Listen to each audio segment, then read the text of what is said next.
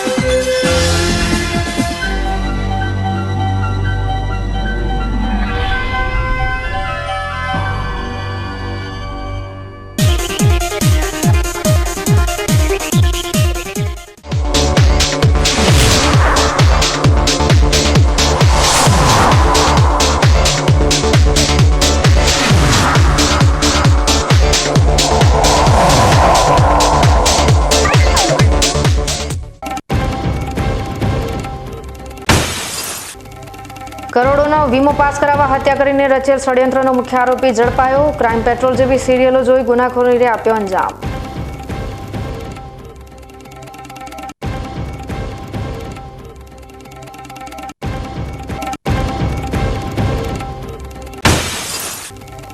જિલ્લાના વિભાજનને લઈ વિરોધ યથાવત। દિયોદરમાં ઓગળ હિત રક્ષા સમિતિના આગેવાનો ઉતર્યા અનશન પર।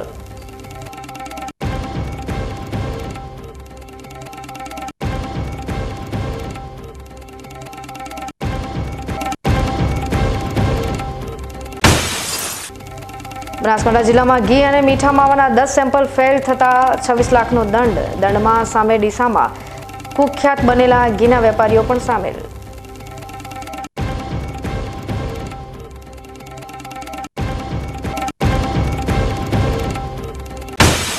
અને મધ્યાહન ભોજનના ખાનગીકરણને લઈ ધાનેરામાં વિરોધ। મધ્યાહન ભોજનના સંચાલકોએ આવેદનપત્ર પાઠવી ખાનગીકરણ અટકાવવા કરી માંગ।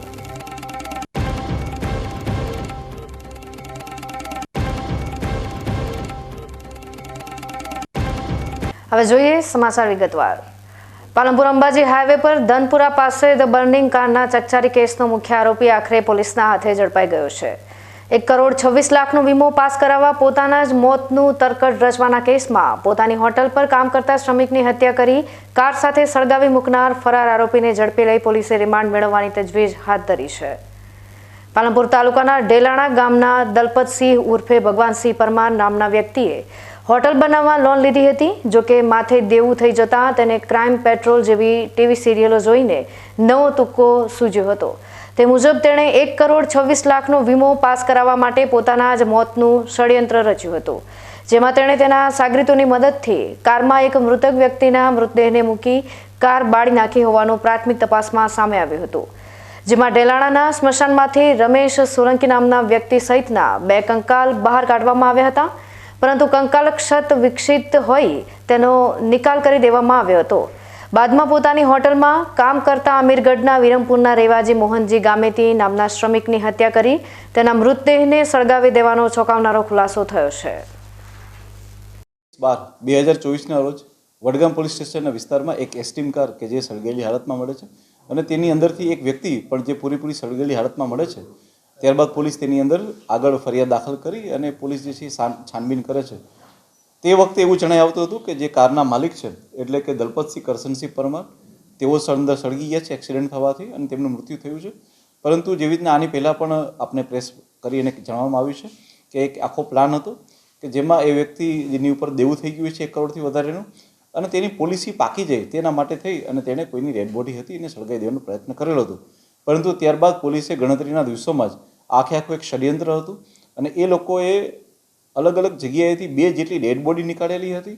એ ડેડ બોડી કંકાળ હતી જેથી કરીને તેનો યુઝ ના થઈ શકે તેના માટે એક ડેડ બોડીને પાછી મૂકી દે છે અને બીજું એક કંકાળને બાળી દે છે અને ત્યારબાદ જે છે એક વ્યક્તિ કે જે ત્યાં ચા બનાવવાનું કામ કરતો એવા રેવાભાઈ મોહનભાઈ ગામેતી ઉર્ફે ઠાકોરનું તે લોકોએ હત્યા કરી અને ત્યારબાદ એને સળગાવી દેવાની હકીકત ધ્યાનમાં આવેલી હતી। પરંતુ સાથે સાથે આજે જ્યારે મુખ્ય આરોપી એટલે કે દલપતસિંહ કરશનસિંહ પરમારને બી પોલીસ દ્વારા ગણતરીના દિવસોમાં જ અટકાયત કરવામાં આવી છે અને કે અટકાયત વખતે જે સૌથી વધુ મુદ્દો જે ઉભરીને બહાર આવે છે તે છે કે એ લાશનું આઈડેન્ટિફિકેશન ન થાય તેના માટે મુખ્ય આરોપી અને તેના સાથીદારો દ્વારા એ વ્યક્તિને જે હોટલ કેદાર છે તેની પાછળ એક 4x4ની ઓરડીમાં લઈ જવામાં આવે છે અને ત્યાં તેના ચહેરાને જ સૌથી પહેલાં બાળી દેવામાં આવે છે ગેસ સ્ટવ ઉપર, જેથી કરીને તેનો ચહેરો જે છે એ દેખાય નહીં અને તેનો પોલિસીનો વીમો જે છે એ મળી શકે. અને ત્યારબાદ એનો ચહેરો બળી જાય છે. ત્યારબાદ જે છે એ આરોપીઓ તેને ફરી પાછો એને એસ્ટીમ કારમાં મૂકે છે અને ત્યારબાદ આખી કારને પણ એ લોકો સળગાવી દે છે. જે દરમિયાન કારને સળગાવતા હોય છે તે દરમિયાન મુખ્ય આરોપી જે દલપતસિંહ છે તેનું પણ પેન્ટ સળગી જતા તેનો પગને પણ ઈજા થાય છે. પોલીસે આ સમગ્ર વસ્તુને ધ્યાનમાં રાખી અને FSLની ટીમને ત્યાં મોકલીને તમામ એવિડન્સને એકઠા કરેલા છે અને ગણતરીના દિવસોમાં જ 7 જેટલા આરોપીઓની ધરપકડ કરેલી છે અને સાથે સાથે 2 યુવકો કે જેમણે લાશ બહાર કાઢવાનું કામ કર્યું હતું તેને પણ અટક કરેલી છે. આમ કરીને પોલીસ દ્વારા અત્યાર સુધીમાં કુલ 9 જેટલા આરોપીઓની અટક કરવામાં આવી છે અને સમગ્ર ઘટનાનો પર્દાફાશ કરવામાં આવ્યો છે. Thank you. દલપતસિંહને આ વિચાર ક્યાંથી આવ્યો? હું આપણે જણાવું કે પોલીસના ઇન્ટ્રોગેશનમાં જે દલપતસિંહ કરીને જે મુખ્ય આરોપી છે તે જણાવે છે કે તેણે સમગ્ર ઘટનાક્રમ કેવી રીતના કરવો જેથી કરીને તેનું દેવું પણ ચૂકતે થઈ જાય અને પોલીસની નજરમાંથી બચી શકે તેના માટે થઈ અને તેણે જે ટીવીમાં સિરિયલો આવે છે કે જેમાં ક્રાઇમ કેવી રીતના કરેલો હતો અને ત્યારબાદ તે કેવી રીતના પકડાણા, આ સમગ્ર વિગતો તેણે ટીવીના માધ્યમથી આવતી સિરિયલોમાંથી એ શીખેલો હતો તેવું પણ ફલિત થાય છે. મુખ્ય આરોપીને આજે પોલીસે હ્યુમન સોર્સ અને ટેકનિકલ સોર્સ દ્વારા આજે પાલનપુરની પાસેની એક ચેકપોસ્ટ દ્વારા ત્યાંથી પકડેલો છે. જી બિલકુલ, એ ખુલેલું છે અને આરોપી જે છે એ રાજ્ય બહાર બી ગયો હતો તે પણ તપાસમાં ખુલેલું છે અને આજે એમની રિમાન્ડ લઈને હજુ વધારે તપાસ એમાં આગળ વધારવામાં આવશે. જે કેસમાં મુખ્ય આરોપી દલપતસિંહ રાજપૂત ફરાર હતો, જેને પોલીસે હ્યુમન અને ટેકનિકલ સર્વેલન્સના આધારે મુમનવાસ પાસેથી દબોચી લીધો હતો. પોલીસે આ ગુનાના મુખ્ય આરોપી સહિત 9 આરોપીઓને ઝડપી લઈ સમગ્ર ગુનાનો ભેદ ઉકેલી લીધો છે. જોકે આજના ટીવી અને મોબાઈલના યુગમાં ક્રાઇમની સિરિયલો જોઈ લોકો ગુનાખોરી તરફ વળતા હોય છે. લોકો મનોરંજનના સંસાધનોનો ઉપયોગ કરવાને બદલે દુરુપયોગ કરતા હોય છે, જેને લઈને આવી ફિલ્મી પટકથાને પણ ટક્કર મારે તેવી ક્રાઇમ થ્રિલર સસ્પેન્સ ગુનાખોરીને અંજામ આપી નિર્દોષ માનવ જિંદગી હણી લઈ લોકો પોતાની અને અન્યોની જિંદગી બરબાદ કરી રહ્યા છે. બનાસકાંઠા જિલ્લામાં છેલ્લા કેટલાક સમયથી લકી ડ્રો સ્કીમ ખૂબ જ પ્રચલિત બની છે અને આ લકી ડ્રો સ્કીમનો કિંગ માનવામાં આવતા અશોક માળી સામે 6 દિવસ પહેલા જ થરાદ પોલીસ મથકમાં છેતરપિંડી સર્ક્યુલેશન સ્કીમ હેઠળ ગુનો દાખલ કરવામાં આવ્યો હતો. ત્યારથી જ આરોપી અશોક માળી ફરાર હતો. પ્રથમ ડ્રો ડેડુવાની સુમારપુરી ગૌશાળામાં આયોજન કરવામાં આવ્યું હતું, ત્યારે પોલીસે આ ગુનામાં મહત્વની સફળતા મેળવી છે. આરોપી અશોક માળી સહિત અન્ય 2 શખ્સોને બાતમીના આધારે ઝડપી પાડવામાં આવ્યા છે. પોલીસે 3 આરોપીઓની સઘન પૂછપરછ હાથ ધરી છે. આ શખ્સોએ આવી રીતે કેટલી ડ્રો સ્કીમના માધ્યમથી છેતરપિંડી આચરી છે તેની તપાસ ચલાવી રહી છે. બનાસકાંઠા જિલ્લામાં ટ્રાફિક પોલીસની કામગીરી સામે સવાલો ઊભા થઈ રહ્યા છે. માત્ર ને માત્ર હપ્તા ઉઘરાવવામાં વ્યસ્ત રહેતી ટ્રાફિક પોલીસ મુસાફર વાહનો પાસેથી હપ્તા વસૂલીને ખુલ્લી છૂટ આપી રહી છે અને આ ખતરનાક વિડીયો પણ સોશિયલ મીડિયામાં વાયરલ થઈ રહ્યા છે. થરાદ વિસ્તારમાં એક પિકઅપ ડાલામાં જિલ્લા ટ્રાફિક પોલીસની રહેમ નજર હેઠળ ક્ષમતા કરતાં વધારે મુસાફરો ભરીને ખાનગી વાહન ચાલકો પસાર થઈ રહ્યા છે. ટ્રાફિક પોલીસની આ લાપરવાહીને પગલે જિલ્લામાં જીવલેણ અકસ્માતોની ઘટનામાં પણ વધારો થયો છે. ત્યારે જિલ્લા ટ્રાફિક પોલીસ મુસાફર વાહન ચાલકો પાસે હપ્તો ઉઘરાવવામાં જેટલો રસ દર્શાવી રહી છે તેટલો લોકોની સુરક્ષા માટે દર્શાવે તેવી લોક માંગ ઉઠી રહી છે. કાંકરેજ તાલુકાના થરા અને સિહોરી ડોક્ટર એસોસિએશન અને મેડિકલ એસોસિએશન દ્વારા કાંકરેજ તાલુકાને બનાસકાંઠા જિલ્લામાં સમાવેશ કરવા માટે મામલતદાર કચેરીમાં આવેદનપત્ર પાઠવ્યું હતું. કાંકરેજ તાલુકાને બનાસકાંઠા જિલ્લામાં સમાવેશ કરવા માટે છેલ્લા 6 દિવસથી સ્થાનિક લોકો અને જુદા જુદા સંસ્થાનો સંગઠનો દ્વારા કાંકરેજ મામલતદારને આવેદનપત્ર આપીને થરાદ જિલ્લામાં સમાવેશ કરવામાં આવ્યો છે. તેનો ઉગ્ર વિરોધ કરી રહ્યા છે.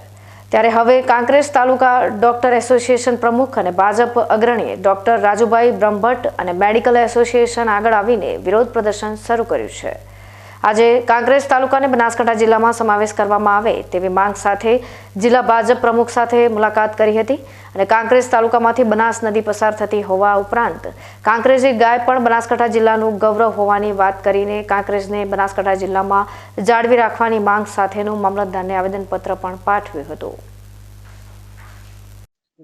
સમગ્ર કાંકરેજ તાલુકામાંથી ડોક્ટર્સ અને મેડિકલ સ્ટોર તમામ મિત્રો, ડોક્ટર મિત્રો, મેડિકલના મિત્રો બધા અમે આજે જે જિલ્લા વિભાજનમાં કાંકરેજ તાલુકાને થરાદ જિલ્લાની અંદર જે સમાવેશ કર્યો છે એના વિરોધ માટે અને કાંકરેજ તાલુકાને કાંકરેજની પોતાની આગવી ઓળખ એવા બનાસકાંઠાની અંદર જ રાખવામાં આવે એવી માગણી માટે અને એના માટે આવેદનપત્ર આપવા માટે અમે અત્યારે મામલતદાર કચેરીએ આવ્યા છીએ. અમારી સૌની એવી માગણી છે, લાગણી છે કે સરકારશ્રી અમારા સર્વ કોંકરેજ તાલુકાના જનતાનું માગણી ધ્યાને લઈ અને અમારા તાલુકાને બનાસકાંઠામાં જ રાખે એવી અમારી નમ્ર વિનંતી છે. અને કદાચ સંજોગો વસાત કાંકરેજ તાલુકાને બીજા જિલ્લામાં ફેરવવાનું થાય તો અમારું સંસદીય ક્ષેત્ર પાટણ છે, તો પાટણમાં સમાવેશ થાય. બાકી અમારા તાલુકા માટે થરાદ તો આજે નહીં અને ક્યારેય નહીં એવી સર્વે લોકોની માગણી છે. અને અમારી બધાની ડોક્ટરોની પણ માગણી છે કે કોંકરેજ તાલુકાને બનાસકાંઠામાં જ રાખવામાં. બનાસકાંઠા જિલ્લાના બાબર ખાતે એક વ્યક્તિ ઓનલાઈન ફ્રોડનો શિકાર બનતા 13,000થી વધુની રકમ ગુમાવી હોવાની ઘટના સામે આવી છે. બાબર ખાતે રહેતા કરશનભાઈ રાવળ નામના ઈસમે દેવદરબાર ગૌશાળા ઉપર ઇનામી લકી ડ્રો યોજના નામના ફોર્મેટ ઉપર જોઈને 151 રૂપિયાની ઓનલાઈન ટિકિટ લીધી હતી. ત્યારબાદ ડ્રોના દિવસે તેમને મેસેજ મળેલ કે આ લકી ઇનામી ડ્રોમાં આપ હીરો હોન્ડા કંપનીનું નવું બાઇક વિજેતા થયા છે. કરશનભાઈ રાવળને આ સમાચાર મળ્યા બાદ તેમણે જે નંબર પરથી મેસેજ આવ્યો હતો તે નંબર પર કોલ કરી સંપર્ક કર્યો, ત્યારે પેપર પ્રોસેસિંગ માટે વધુ રૂપિયાની માંગણી કરવામાં આવી અને ત્યારબાદ બાઇકની ડિલિવરી આપવામાં આવશે, જેથી કરશનભાઈ રાવળે 5,000 રૂપિયા ઓનલાઈન પેમેન્ટ કર્યા હતા અને બાદમાં ફરી ફોન આવતા તેમણે 7,650 રૂપિયા ઓનલાઈન ફરીથી ટ્રાન્સફર કર્યા અને આ બેજા બાજોએ હીરો હોન્ડા કંપનીનું નકલી બિલ બનાવીને કરશનભાઈને વોટ્સએપ કર્યું હતું, જેથી ફરી કરશનભાઈ પર ફોન કરીને 7,650 રૂપિયા અલગ અલગ નાખવાનું જણાવ્યું હતું. આ સમગ્ર ઘટનાને પગલે કરશનભાઈ રાવળને તેમની સાથે છેતરપિંડી થયાનો અહેસાસ થતાં તેમણે આ અંગે સાયબર ક્રાઇમના પોર્ટલ પર ફરિયાદ નોંધાવી છે. છેતરપિંડીનો ભોગ બનેલા કરશનભાઈ રાવળે પોતાની આપવીતી કેમેરા સમક્ષ રજૂ કરી હતી. રાજસ્થાન દેવ દરબારના નામે ડ્રોની ઇનામ કૂપન મેં 151 નામે લીધેલ હતી. એમાં મને જણાવવામાં આવ્યું કે તમારા ટોકન નંબર ઉપર HF ડિલક્સ બાઇક લાગ્યું છે, જેથી એમણે ડોક્યુમેન્ટ માંગ્યા, આધાર કાર્ડ, બંને તરફનો ફોટો, પાસપોર્ટ કોપી મેં મોકલી આપી. પાછળથી એમણે એવી માંગ કરવામાં આવી કે 5,150 રૂપિયા મોકલો, એટલે એ મોકલ્યા. એમણે પાછળથી મને બિલ મોકલ્યું. બિલની અંદર એવું નામ લખેલું બધું તમામ HF ડિલક્સ કંપનીનું બિલ મોકલ્યું. પાછળથી એમણે 7,650ની માગણી કરી. મેં 7,650 એમણે મોકલી દીધા. પછી પાછળથી એવું કહે છે કે તમારે એક ટ્રાન્ઝેક્શનમાં 7,650 નહોતા મોકલવાના, અલગ 7,000નું ટ્રાન્ઝેક્શન ને 650નું ટ્રાન્ઝેક્શન અલગ કરવાનું હતું, જેથી તમે ફરીવાર પૈસા મોકલો, નહીં તો આ પૈસા તમારા માન્ય ગણાશે નહીં, ડ્રો તમને આપવામાં આવશે નહીં. આ પ્યોર ફ્રોડ કામ કરી રહ્યા છે. હવે સમય થયો છે વિરામનો. વિરામ બાદ જોઈશું.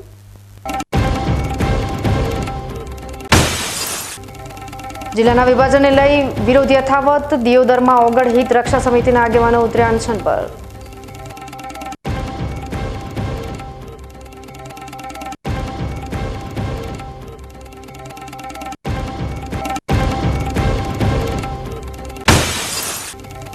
બનાસકાંઠા જિલ્લામાં ઘી અને મીઠા માવાના 10 સેમ્પલ ફેલ થતા 26 લાખનો દંડ. દંડમાં સામે ડીસામાં કુખ્યાત બનેલા ઘીના વેપારીઓ પણ સામેલ.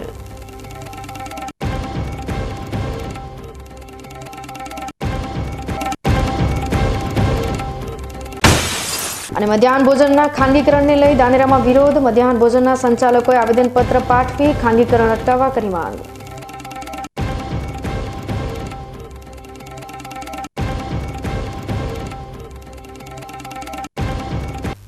તો જોતા રહો બીકે ન્યૂઝ ચેનલ.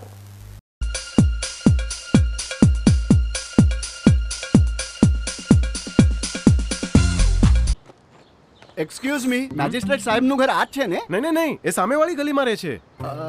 સોરી હા, ઇટ્સ ઓકે. અરે ભાઈ, મંત્રીજી ઘરમાં છે. ઓ મારો ડાબી બાજુએ ચોથું ઘર છે સર. શું થયું છે યાર? જી હા, કમિશનર સાહેબનું ઘર ના આગળ રાઈટમાં. ટાટા બ્લુસ્કોપ ડ્યુરાશાઇન રૂફિંગનો કંઈક અલગ જ ઠાઠ છે. આની ઇન્ટરનેશનલ ટેકનોલોજી છતને વર્ષો વર્ષ ચમકાવે અને ઘરને આપે કંઈક VIP વાળી ફીલિંગ.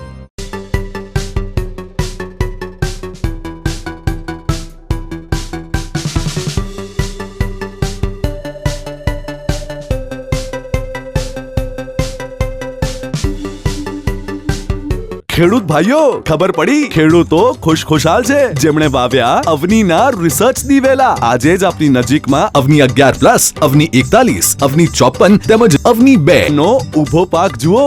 ખુશ થઈને આવતા વર્ષે તમે પણ કહેશો, હવેથી અવની જેવા નહીં, અવની નાચ દિવેલા બિયારણ. શું આપ અણગમતા વાળની સારવાર કરાવવા માંગો છો? શું આપ ખીલ કે ખીલના દાગમાંથી છુટકારો મેળવવા માંગો છો? શું આપ ચહેરા પરની કરચલીઓ દૂર કરાવવા માંગો છો? શું આપ ટાંકા વગરના મસા કે કપાસી નીકાળવા માંગો છો? શું આપ ટેટુ રિમૂવ કરાવવા માંગો છો? શું આપ દાદર, ખરજુ કે ગુમડાથી પરેશાન છો? શું આપ હાથ પગના વાડિયાથી મુક્તિ મેળવવા માંગો છો? શું આપ જાતીય ગુપ્ત રોગ કે નખના રોગથી હેરાન છો? આ સિવાય ચામડીને લગતા કોઈ પણ પ્રશ્નના નિરાકરણ માટે તેમજ લેટેસ્ટ ટેકનોલોજીથી derma roller, chemical peeling, face rejuvenation, derma pen, skin tightening, vampire face lift જેવી કોસ્મેટિક ટ્રીટમેન્ટ માટે એકવાર અવશ્ય કોન્ટેક્ટ કરો. ઉત્તર ગુજરાતની એકમાત્ર fully latest skin and cosmetic clinic doctor Anita skin and cosmetic clinic, Gayatri Mandir સામે, ડોક્ટર રમેશભાઈ વારડેની ગલીમાં, ડીસા. એપોઇન્ટમેન્ટ માટે સંપર્ક કરો 99 250 91 438, 99 250 91 439.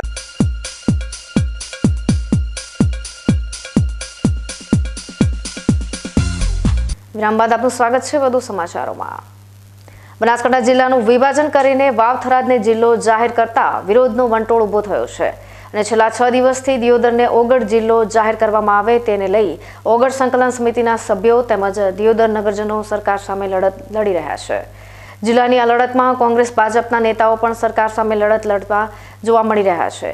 ત્યારે આજે 6ઠ્ઠા દિવસે સૂચિત વગર જિલ્લા સંકલન સમિતિના સભ્યોએ દિયોદર ખાતે આમરણ ઉપવાસ ઉપર બેઠા હતા અને વિવિધ સૂત્રોચ્ચાર સાથે વિરોધ દર્શાવ્યો હતો. જોકે બીજી તરફ કાંકરેજ, દાનેરા અને દિયોદરના ધારાસભ્ય અને વિવિધ સંગઠનોના આગેવાનોને ગાંધીનગરથી તેડું આવ્યું હોવાના સમાચારો પણ વાયુ વેગે વહેતા થયા છે. ગાંધીનગર ખાતે આગામી દિવસોમાં જિલ્લા વિભાજનને લઈ એક મહત્વની બેઠક યોજાશે, જેમાં મંત્રી, પ્રભારી સહિતના નેતાઓ પણ હાજર રહેશે. જોકે એકાએક ગાંધીનગરથી તેડું આવતા લોકોમાં અનેક ચર્ચાઓ વહેતી થઈ છે.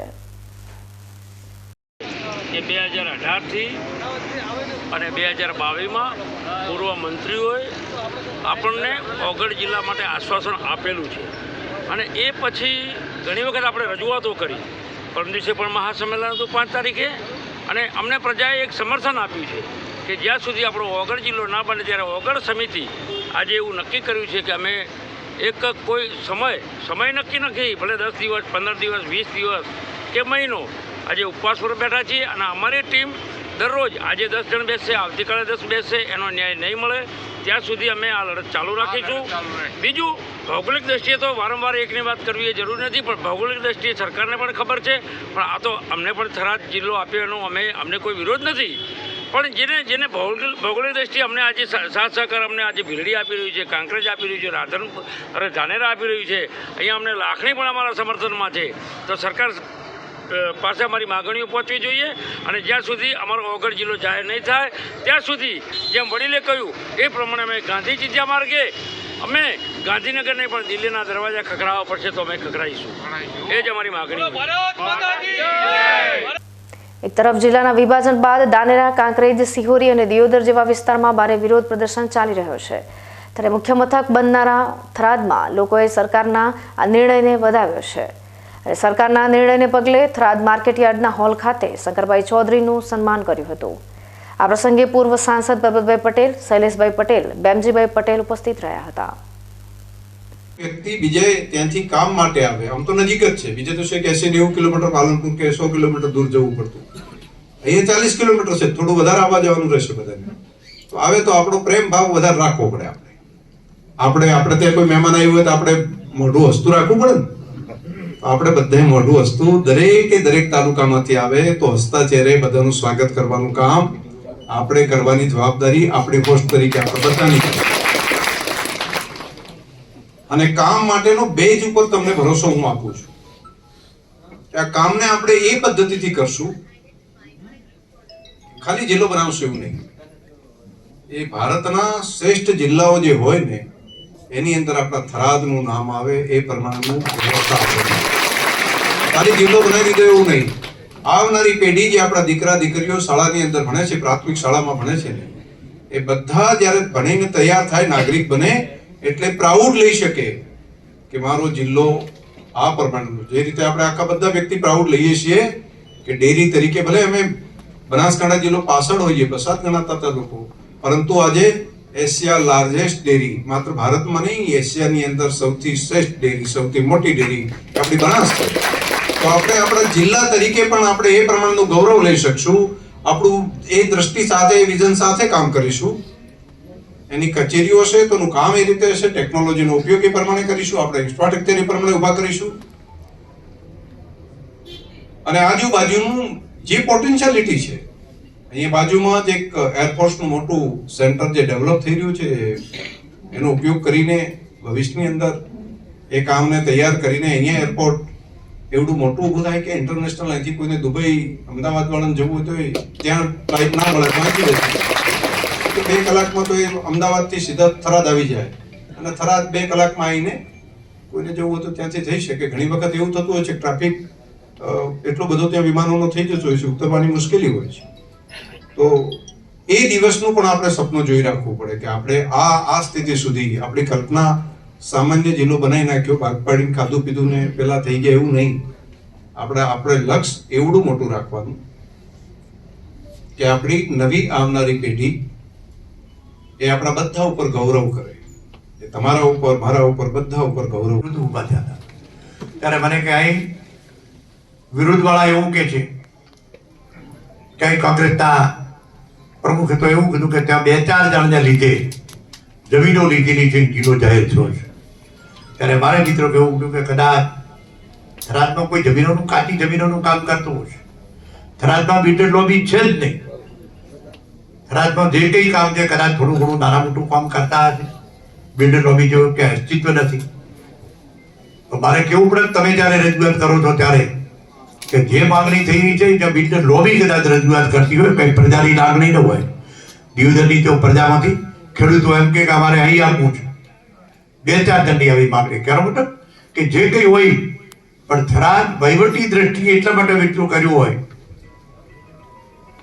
કે થરાદથી Vav 12 kilometre, Lakhani 20 kilometre, Suigam 40 kilometre, Babar 40 kilometre, Deodar અને ધાનેરા 43, દિયોદર પણ 40 કિલોમીટર,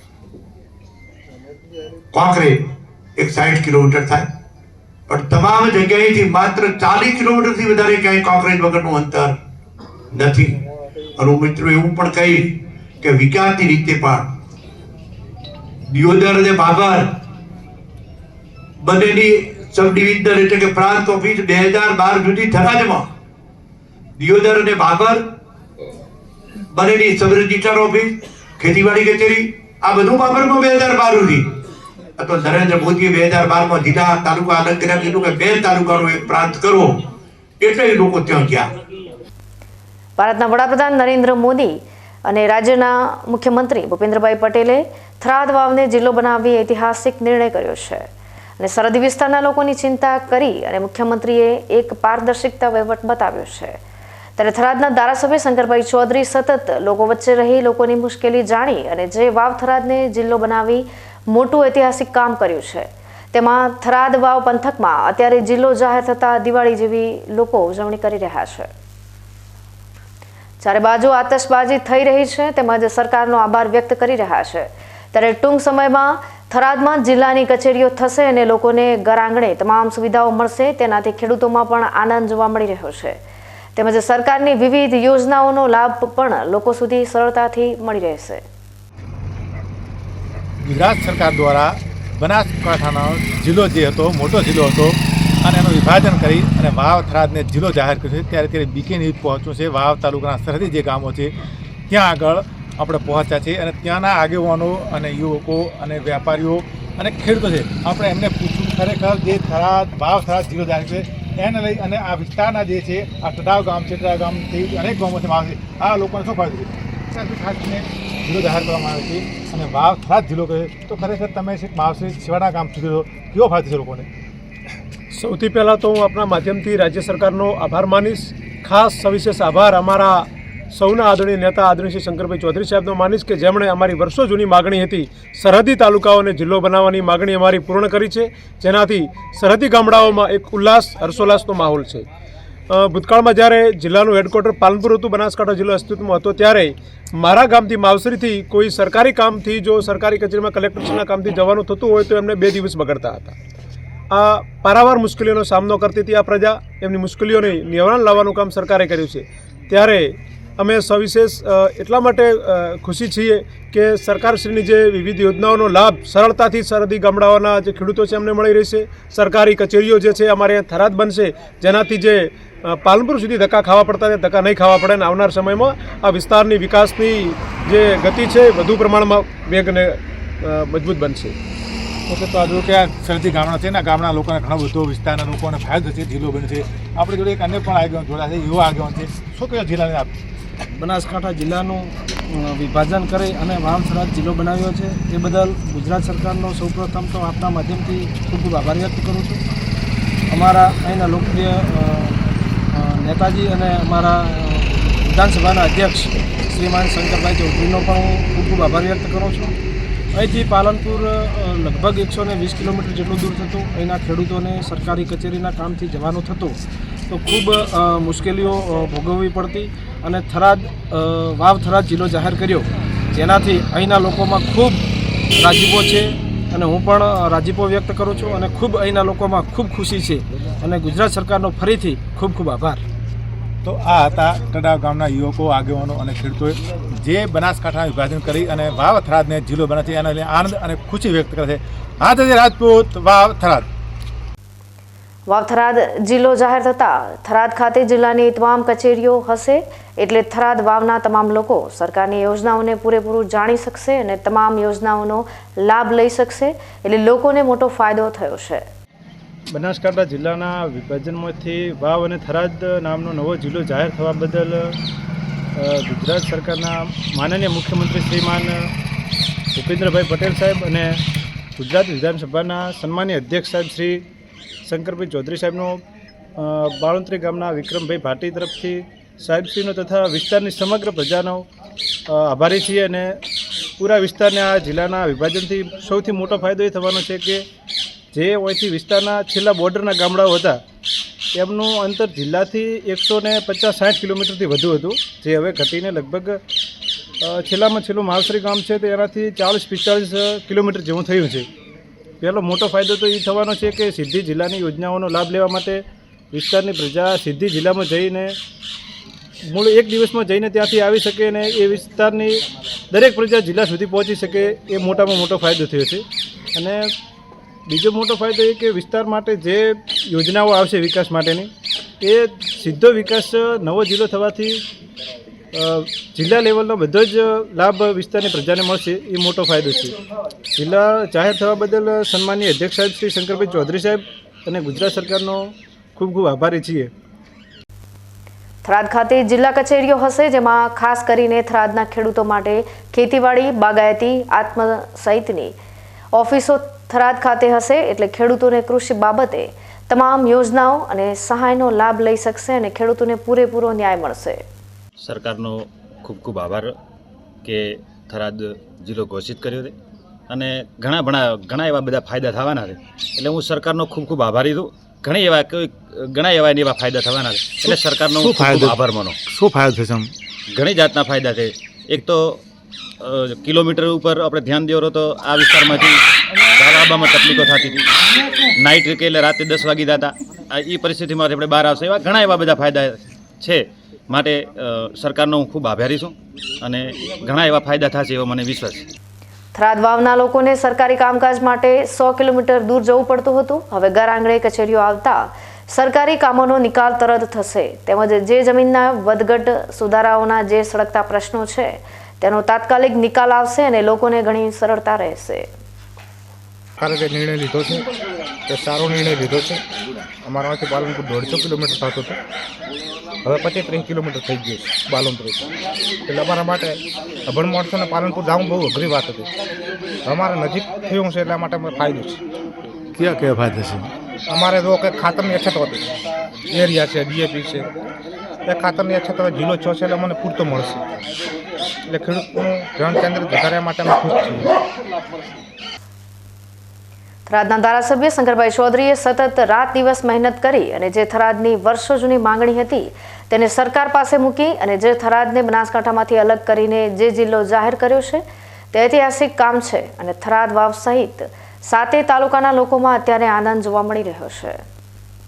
સરકાર અને અધ્યક્ષ શંકરભાઈ ચૌધરી જે થરાદની સાથે સાથે વાવને પણ સાથે રાખી અને વાવ થરાદ જિલ્લાનું નામ જાહેર કર્યું તે ખૂબ અમારા માટે મોટી વાત છે અને વાવ તાલુકો સરકાર અને શંકરભાઈના આભારી છીએ અને થરાદ વાવના તમામ લોકોને જિલ્લો બનતા તમામ સગવડો ઘર આંગણે મળી રહેશે. બનાસકાંઠા જિલ્લામાં ફૂડ વિભાગ દ્વારા અગાઉ ડીસા, કાણોદર અને થરાદના જેતડામાંથી લેવાયેલા વિવિધ કંપનીના ઘી તેમજ મીઠા માવાના 10 સેમ્પલ લેબોરેટરીમાં ફેલ થતા અખાધ ખાદ્ય પદાર્થોનું વેચાણ કરનાર વેપારીઓ સામે પાલનપુર અધિક નિવાસી કલેક્ટરની કોર્ટમાં કેસ દાખલ કરાયો હતો. જેમાં કોર્ટે લોકોના આરોગ્ય સાથે ચેડા કરતા કસૂરવાર વેપારીઓને 26 લાખનો દંડ ફટકારવામાં આવતા ભેળસેળિયા તત્વોમાં ફફડાટ ફેલાયો હતો. પાલનપુર ફૂડ સેફ્ટી વિભાગ દ્વારા ડીસા, થરાદ અને કાણોદર મળી કોલ્ડ સ્ટોરેજ સહિત જુદી જુદી પેઢીઓમાંથી ઘી અને મીઠો માવાનો નમૂનાઓ લઈને ચકાસણી અર્થે સરકારી લેબોરેટરીમાં મોકલાવેલા, જેમાં ફૂડ લેબોરેટરી દ્વારા નમૂનાઓ સબ સ્ટાન્ડર્ડ જાહેર કરાયા હતા. જે બાદ તમામ જવાબદારો સામે નિવાસી અધિક કલેક્ટરને કોર્ટ સમક્ષ કેસ દાખલ કરાયો હતો. જે તમામ કેસો મામલે દંડનીય કાર્યવાહી હાથ ધરાઈ છે. દાખલ કરાયેલ કુલ 10 કેસોમાં વિવિધ પેઢીઓને કોર્ટ દ્વારા 26 લાખનો દંડ કરાયો છે.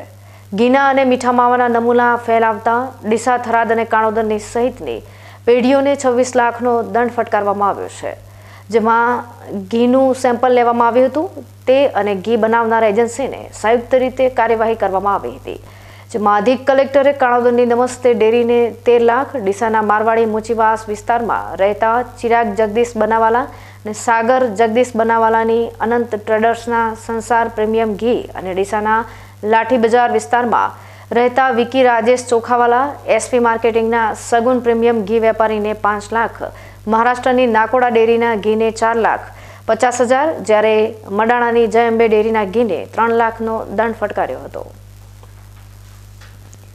પાલનપુર ફૂડ વિભાગે ડીસા, થરાદ અને કાણોદર મળી કોલ્ડ સ્ટોરેજ સહિત જુદી જુદી પેઢીઓમાંથી ઘી અને મીઠા માવાના સેમ્પલ ચકાસણી અર્થે મોકલ્યા હતા. અત્રે ઉલ્લેખનીય છે કે ડીસામાં શુદ્ધ પ્રીમિયમ ઘીના નામે ખૂબ જ મોટા પ્રમાણમાં નકલી ઘીનું ઉત્પાદન થઈ રહ્યું છે અને બજારમાં પણ તેનું ધૂમ વેચાણ થઈ રહ્યું છે. ત્યારે ડીસામાં ઉત્પાદન થતા નકલી ઘી પર લગામ કસવામાં આવે તેવી લોકોમાં માંગ ઉઠી છે. હવે ફરી સમય થયો છે વિરામનો. વિરામ બાદ જોઈશું. અને મધ્યાહન ભોજનના ખાનગીકરણને લઈ ધાનેરામાં વિરોધ. મધ્યાહન ભોજનના સંચાલકોએ આવેદનપત્ર પાઠવી ખાનગીકરણ અટકાવવા કરી માંગ.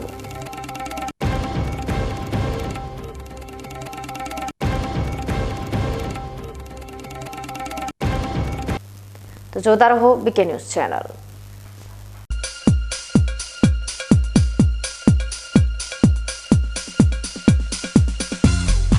તમને ખબર છે તમારી દીકરી દીકરા માટે તમે સુપર ફાધર કે સુપર મધર છો. તમારું બાળક તમારી આંખોથી જ સમગ્ર વિશ્વને જોતું હોય છે. પરંતુ જો તમને હૃદયરોગનો હુમલો આવે તો ત્યારે તમારા બાળક ઉપર શું વીતશે? ત્યારે તમારી સેવામાં હાજર છે આધુનિક સુવિધા સાથે બનાસ હાર્ટ હોસ્પિટલ, અને તેમાં પણ આયુષ્યમાન કાર્ડમાં સારવાર તદ્દન મફત. આયુષ્યમાન કાર્ડની સુવિધા ઉપલબ્ધ. ઉત્તર ગુજરાતની પ્રથમ અતિ આધુનિક હાર્ટ હોસ્પિટલ. પારિવારિક સ્ટાફની સેવા એવી કે ઘરના માહોલની પણ ગરજ સારી. 24 કલાક હૃદયની સારવાર ઉપલબ્ધ. હોસ્પિટલનું પૂરું સરનામું.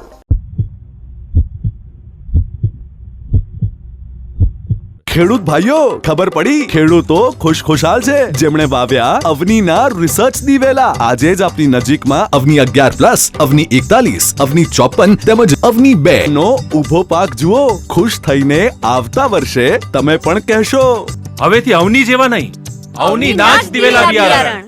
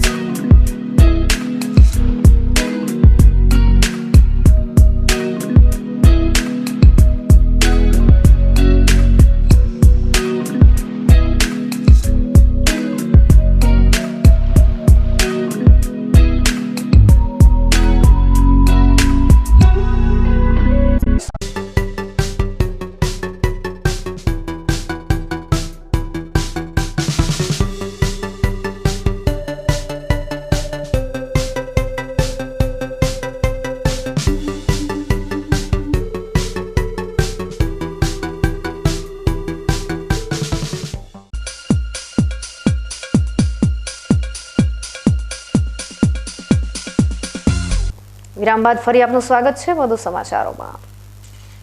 ધાનેરા તાલુકાના મધ્યાહન ભોજન યોજના કર્મચારી સંઘ દ્વારા આજે ધાનેરા પ્રાંત અધિકારી તેમજ મામલતદારને આવેદનપત્ર આપી પોતાની રજૂઆત કરી છે।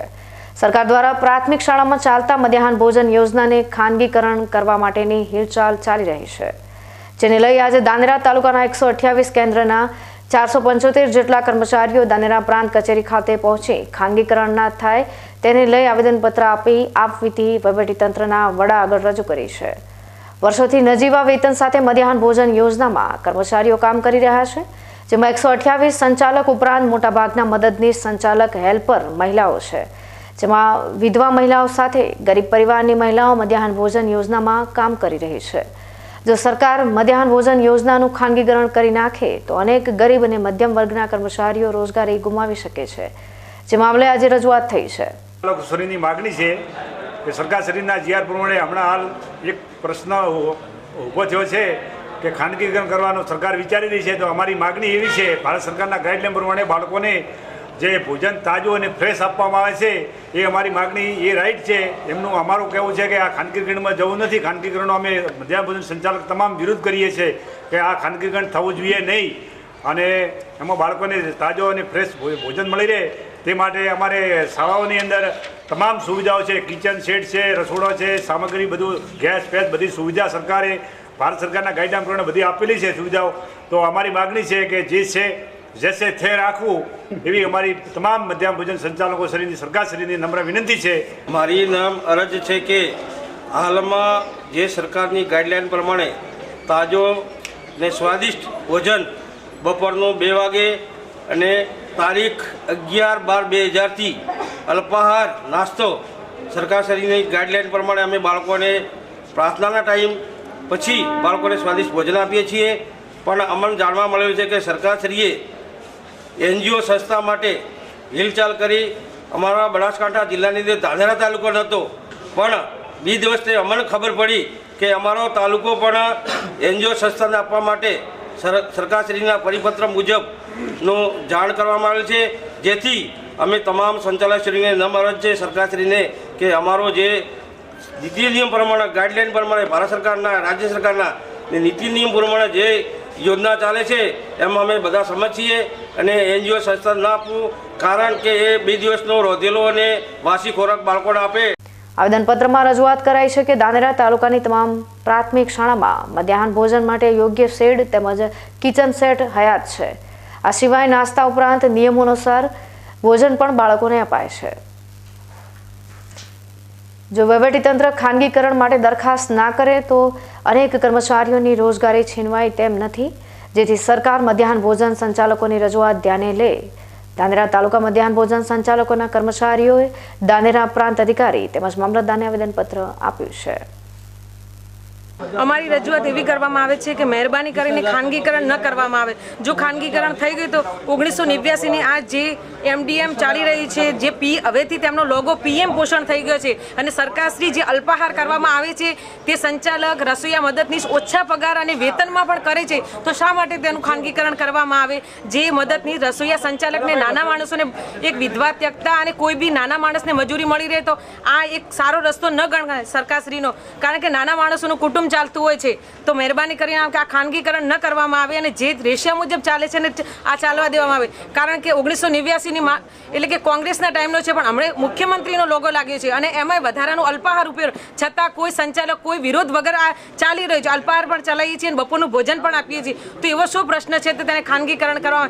મહેરબાની કરીને તેનો સચોટ જવાબ આપવામાં આવે કે ખાનગીકરણ કરવાનું કારણ શું, બરાબર? અને પ્રેમથી નમ્ર વિનંતી સરકારશ્રીને મુખ્યમંત્રી સરશ્રીને કે આ ખાનગીકરણ ન કરવામાં આવે। જો તમે એક પાછળનો મુદ્દો જોવા જાઓ તો થોડી સર્વે કરવામાં આવે તો કેટલા એક ખાસ કરીને એક પુરુષ તરીકેની સ્ત્રીઓમાં જો જોવા જશો તો કેટલી બેઘર થઈ જશે। એક મધ્યાહન ભોજનમાં કમસે કમ 3 સ્ત્રી નોકરી કરવામાં આવે છે, 3700 પગારમાં એ માણસ જો આવે તો એક દિવસની 500 રૂપિયા મજૂરી કરે તો મહિનાની 15000, જ્યારે એક સ્ત્રી 1500 રૂપિયામાં આખો મહિનો રાંધે છે, તો શા માટે ખાનગીકરણ? નામ કહી દો બેન તમારું। મારું નામ પ્રજાપતિ ભગવતીબેન નિતેન્દ્ર કુમાર, ધાનેરા। ન્યૂઝ બુલેટિન સમાપ્ત કરતા પહેલા હેડલાઇન્સ ફરી એકવાર।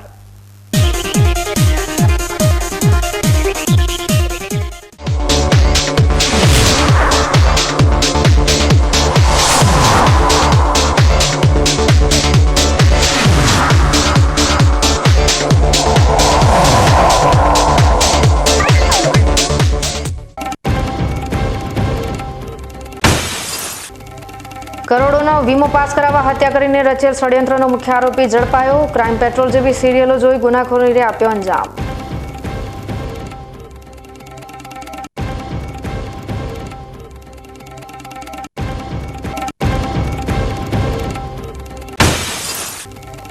જિલ્લાના વિભાજનને લઈ વિરોધ યથાવત. દિયોદરમાં ઓગળ હિત રક્ષા સમિતિના આગેવાનો ઉતર્યા અનશન પર.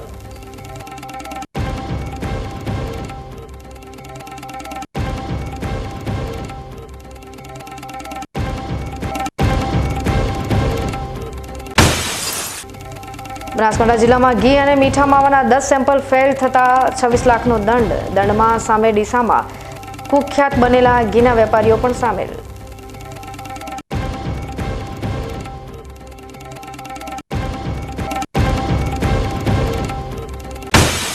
અને મધ્યાહન ભોજનના ખાનગીકરણને લઈ ધાનેરામાં વિરોધ. મધ્યાહન ભોજનના સંચાલકોએ આવેદનપત્ર પાઠવી ખાનગીકરણ અટકાવવા કરી માંગ.